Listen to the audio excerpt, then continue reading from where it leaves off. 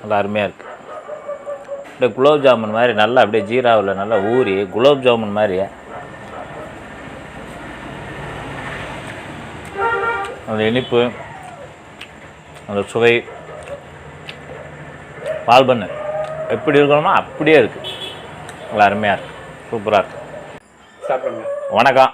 இன்றைக்கி நம்ம டீ கடை கிச்சனில் நம்ம சப்ஸ்கிரைபர்கள் அனைவரும் எல்லோரும் கேட்டிருந்தாங்க, அதிகமான ஆட்கள் கேட்டிருந்தாங்க பால் பன். இந்த பால் பன் எங்களுக்கு போட்டு காமிங்க அப்படின்னு கேட்டிருந்தாங்க. டீ கடை பால் பன்.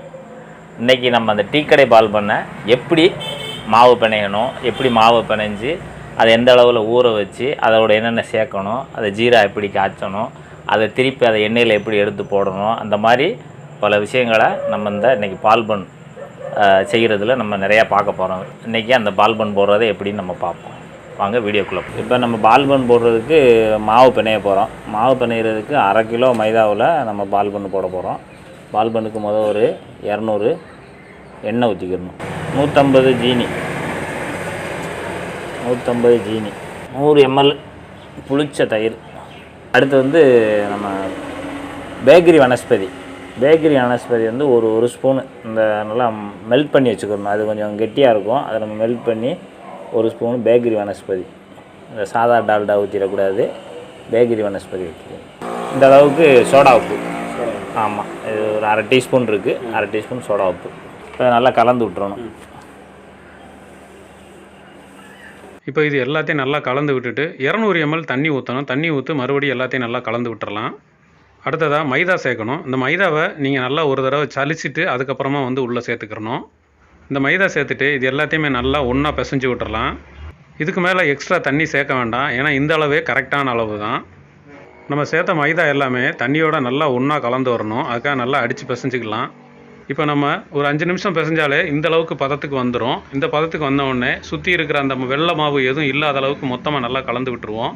இப்போ மாவு நல்லா கலந்து வந்துருச்சு. சைடில் சுற்றி இருக்கிற மாவு எல்லாத்தையுமே எடுத்து நல்லா நடுவில் வர்ற மாதிரி மொத்தமாக ஒன்று சேர்த்து விட்டுட்டு, இப்போ இந்த மாவு குறைஞ்சது 2.5 மணி நேரத்துக்கு மேலே ஊறணும். அதிகமான நேரம் ஊறினா தப்பு இல்லை, ஆனால் கம்மியான நேரம் ஊறிடுச்சுன்னா பால் பன் நல்லா வராது. இப்போ 2.5 மணி நேரம் கழித்து நம்ம பால் பன் போடுறதுக்கான வேலைகளை ஸ்டார்ட் பண்ணுறோம். முதல்ல இதுக்கான பாகு காய்ச்சணும். ஜீனி இதுக்கு 1 கிலோ எடுத்துருக்குறோம். 1 கிலோ ஜீனி எடுத்து ஒரு பெரிய அகலமான பாத்திரத்தில் ஊற்றி அதோடு சேர்த்து 1 லிட்டர் தண்ணி ஊற்றணும்.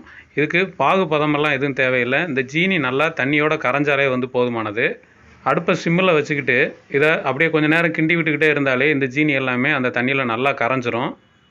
இப்போ இந்த பாகு நல்லா ஒரு கொதி வரும்போதே எல்லா ஜீனியுமே நல்லா கரைஞ்சிருச்சு. நல்லா கண்ணாடியாக இருந்தது பார்க்கும்போது. இப்போ இந்த பாகு ரெடி பண்ணி வச்சுட்டோம். அடுத்ததாக நம்ம அந்த பண்ணை பொரிச்சு எடுக்கணும். நம்ம பிசைஞ்சு வச்ச மாவை இந்த மாதிரி ஒரு அகலமான பாத்திரம் இல்லை ஒரு பெரிய தட்டு இருந்ததுன்னா அதில் நல்ல எண்ணெய் நல்லா குளிர தடவி வச்சுக்கிறணும். நம்ம ஏன்னா முதலையே ஒவ்வொன்றா உருண்டை பிடிச்சி இதில் தான் வைக்க போகிறோம். ஏன்னா மற்ற வடை போண்டா மாதிரி அப்படியே எடுத்து உடனே போட முடியாது. இது உருண்டையே ஒரு விதமாக பிடிச்சி வைக்கணும்.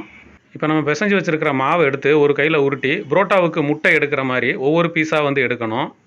அந்த மாதிரி முட்டையாக எடுத்தோம் அப்படின்னா தான் அது உருண்டை ஓரளவுக்கு நல்லாயிருக்கும். பால் பண்ணு கொஞ்சம் ரவுண்டு ஷேப்பில் கிடைக்கும். இந்த மாவு ரொம்ப கையில் ஒட்ட ஆரம்பிக்கும். அதுக்காகவே நம்ம கையில் எண்ணெய் தேய்ச்சிட்டு கூட எடுக்கலாம். ரொம்ப ஈஸியாக இருக்கும். கையிலையும் ஒட்டாமல் நல்லா ஃப்ரீயாக வரும். ஆனால் கையில் எண்ணெய் தேய்ச்சிட்டு நம்ம இந்த மாவை பிடிக்கும்போது வழுக்கிற மாதிரியே இருக்கும். பார்த்து கையில் பிடிச்சிக்கிறணும். இந்த பால் பன் போடும்போது ரொம்ப பொறுமையாக செய்யணும். இது கஷ்டமெல்லாம் கிடையாது, ஆனால் டைம் மட்டும் ரொம்ப அதிகமாக எடுத்துக்கிற மாதிரியே தெரியும். ஆனால் பொறுமையாக பண்ணோம் அப்படின்னா நல்ல டேஸ்ட்டான பால் பன் எடுத்துடலாம். வேறு வழியும் இல்லைங்க. நம்ம டேஸ்ட்டாக நல்லா திருப்தியாக சாப்பிடணும் அப்படின்னா கொஞ்சம் நேரம் எடுத்து கொடுத்து தான் ஆகணும். இதுக்காக இப்போ ஒரு 10-12 உருண்டை போட்டு வச்சிட்டோம். இப்போ அடுத்ததாக நம்ம இதை தட்டி உள்ளே போடணும். எண்ணெயில் தட்டுறதுன்னா ரொம்ப தட்டக்கூடாது. 2 கையிலையும் நல்லா எண்ணெயை தடவிட்டு லைட்டாக மட்டும் அமுக்கி விட்டுட்டு அப்படியே போட்டுறணும். இது ரொம்ப சிம்பிள் தான். நம்ம ஏற்கனவே நார்மலாக வடை இது இல்லாமல் தட்டி போடுவோம்ல, அந்த மெத்தடில் போடணும். அதுவே நமக்கு போதுமானது தான். இதுக்கு எண்ணெய் ரொம்ப சூடு கம்மியாக தான் வைக்கணும். அதிக எண்ணெய் வச்சோம்னா சீக்கிரமே பொரிஞ்சு கருக ஆரம்பிச்சிடும். அதனால் தீ மெதுவாக எரிஞ்சாலே போதுமானது. மெதுவாக எரிஞ்சால் தான் உள்ளேயும் நல்லா வேகும், வெளியிலையும் ஓரளவுக்கு நல்லா ப்ரௌன் கலர் நமக்கு கிடைக்கும். இப்போ ஒவ்வொன்றா நம்ம தட்டி போட ஏற்கனவே போட்டதெல்லாம் நல்லா பன்னு மாதிரி பெருசாக உப்பி வரும். இப்போ போட்டது எல்லாமே ஒரு பக்கம் நல்லா வந்துருச்சு. இப்போ அது எல்லாத்தையுமே நல்லா புரட்டி விட்டுக்குருவோம். இந்தளவுக்கு கலர் இருந்தாலே போதுமானது. நல்லா ப்ரௌன் கலர் வந்துருக்குது. இப்போ 1 பை 1 புரட்டி விட்டுக்கிட்டே அடுத்தடுத்து எடுத்து போட ஆரம்பிச்சிட்டோம். இப்போ இது எல்லாமே நல்லா ஒரே மாதிரி கலரில் பொரிஞ்சு வந்திருக்குது. இப்போ இது எல்லாத்தையுமே வெளியில் எடுத்து வச்சுக்கிறோம். வெளியில் எடுத்து வச்சு ஒரு 2 நிமிஷம் மட்டும் அந்த எண்ணெய் வடிகிற வரைக்கும் மட்டும் வெயிட் பண்ணுவோம்.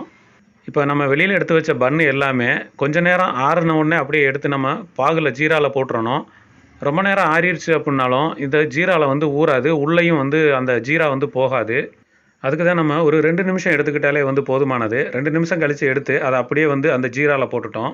ஜீராவில் போட்டுட்டு அந்த ஜீரா எல்லாத்தையுமே கொஞ்சம் அப்படியே கரண்டியை வச்சு மோந்து அதுக்கு மேலே ஊற்றி விடணும். ஏன்னா ஜீராக்குள்ளே போட்ட உடனே அது அப்படியே மிதந்துக்கிட்டே தான் இருக்கும். நம்ம அந்த ஜீராவை மேலே எடுத்து ஊற்ற கொஞ்சம் கொஞ்சமாக ஊற ஆரம்பிக்கும். அது அப்படியே வந்து அந்த ஜீராவில் முழுசாக முங்க ஆரம்பிக்கும். இந்த பால்பன் எல்லாமே அந்த ஜீராவில் ஒரு 5 நிமிஷம் ஊறினாலே போதும். ஓரளவுக்கு நல்லா ஊறி வந்துடும். ஜீராவில் போட்டு ஒரு 2-3 தடவை நல்லா புரட்டி விட்டோம் அப்படின்னா ஜீரா நல்லா உள்ளே போகிறதுக்கு தோதாக இருக்கும். இந்த பால்பன் போடுறதுக்கு ஜீரா இந்தளவுக்கு இருந்தால் தான் கரெக்டாக இருக்கும். ஆனால் நம்ம எல்லா பால்பனும் உள்ளே முக்கி எடுத்ததுக்கப்புறம் ஜீரா கொஞ்சம் மிச்சம் இருக்க தான் செய்யும். அதை நீங்கள் வீட்டில் வேறு ஏதாவது டிஷ்ஷு போட்டிங்க அப்படின்னா அதில் வந்து யூஸ் பண்ணிக்கலாம். இப்போ ஜீராக்குள்ளே போட்ட பால்பன் எல்லாமே ஒரு 5 நிமிஷத்துக்கு மேலே நல்லா ஊறிடுச்சு. இப்போ இது எல்லாத்தையுமே நல்லா அரித்து அப்படியே வெளியில் எடுத்து வச்சுருவோம். இப்போ நம்ம 1/2 கிலோ மாவுக்கான பால்பன் போட்டிருக்கிறோம். இதில் வந்து நமக்கு எண்ணிக்கை எத்தனை வந்தது அப்படின்னா ஒரு 35 பால்பன் வரைக்கும் வந்தது. இது அந்த பால்பனோட சைஸை பொறுத்து எண்ணிக்கை கொஞ்சம் முன்ன பின்ன மாறுறதுக்கு வாய்ப்பு இருக்குது. ஃப்ரெண்ட்ஸ், இப்போ பாருங்கள், நமக்கு ஒரு சூப்பரான ரொம்ப சாஃப்டான பால்பன் ரெடி ஆகிருச்சு.